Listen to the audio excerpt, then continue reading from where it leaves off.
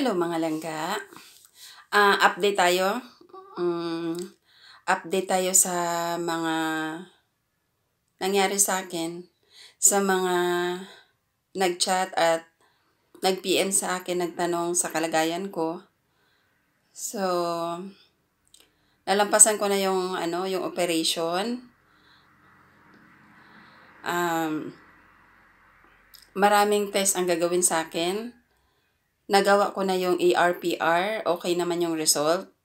So, nag-negative ako sa HER2 kaya kailangan ko mag-undergo ng HER2 laboratory, which is napakamahal.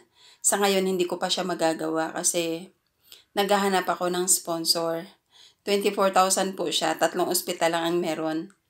Sa Asian Hospital, sa St. Luke's, at National Kidney.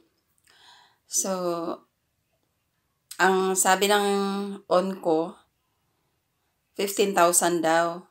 Nung pumunta ko sa Asian, 24,000. So,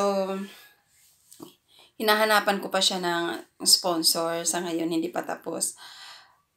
Pero, pansamantala, meron naman akong iniinom na synthetic medicine para dun sa cancer ko. At meron din akong herbal medicine, food supplement by Doc Atoy Arboleda.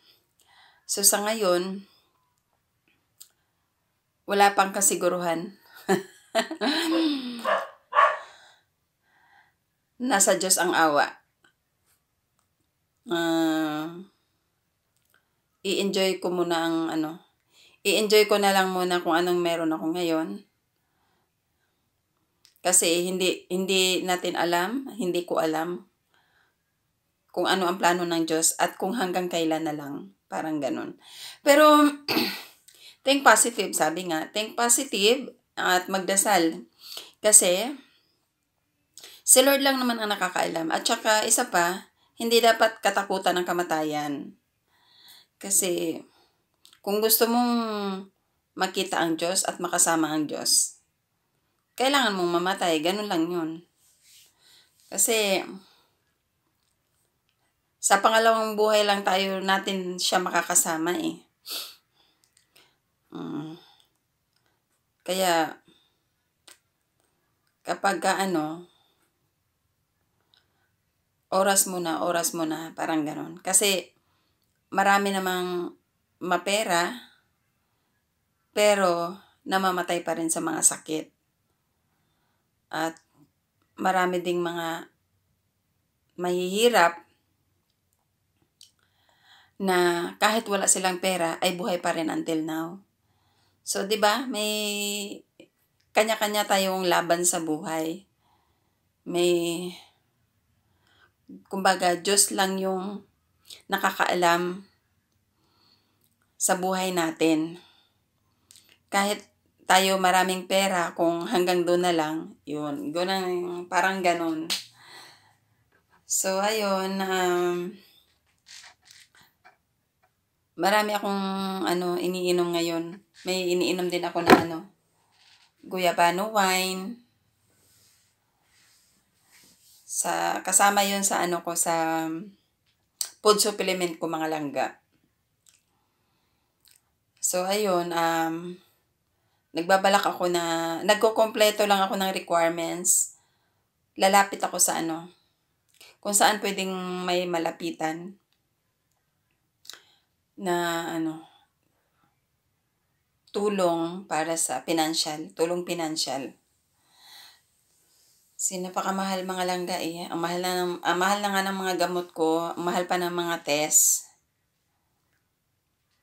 So habang wala pa yon, matagal ang proseso. Unang-una kasi nga walang pinagkukunan ng financial support. So naghahanap pa. Tapos pangalawa yung matagal ang result, kumbaga. Ang doktor ko sa on ko ay every Monday. Kahapon, nag-cancel yung doktor ko. Sa Wednesday pa. So, ayun. Kaya, napakahirap magkasakit mga langga. Advice ko sa inyo habang kayo ay malakas, walang sakit. Naku, mag-iingat. Sa bagay, ako talagang napakaingat ko sa pagkain. Hindi ako, piling-pili lang yung mga pagkain na kinakain ko. Masyadong malinis sa katawan.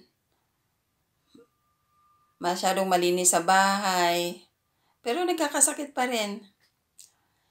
Sa lifestyle, malabo yun kasi wala akong bisyo eh. So malamang sa malamang. Sa genes nga po siguro. Pero,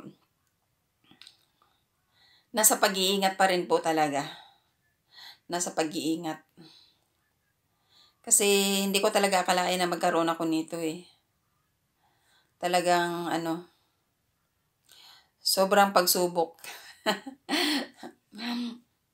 Fight! Kaya ko to. Cancer lang to, anak ako ng Diyos. Di ba mga langga? Kaya kayong mga malalakas pa dyan, medyo bawas-bawasan ang bisyo, matulog ng tama, natulog ng 8 oras.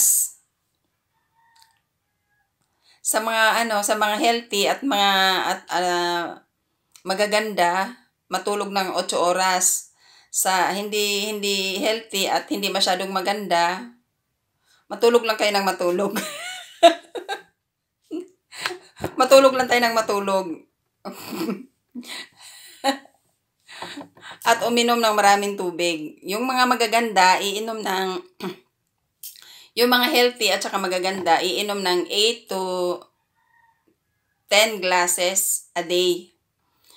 Tapos tayong hindi masyadong maganda at hindi masyadong healthy, iinom tayo ng 3 drum. Char!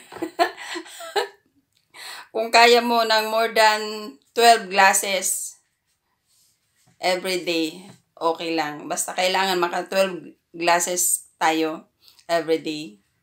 Hindi kasama doon yung hindi kasama ang gatas, hindi kasama ang kape, hindi kasama ang juice.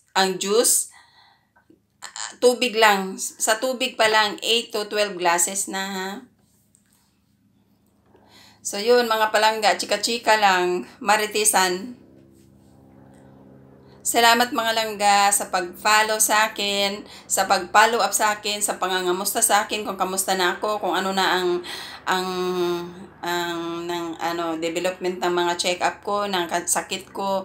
Okay lang ako mga langga, malakas pa naman, lumalaban. Thank you mga langga for watching and see you on my next one. Bye mga langga!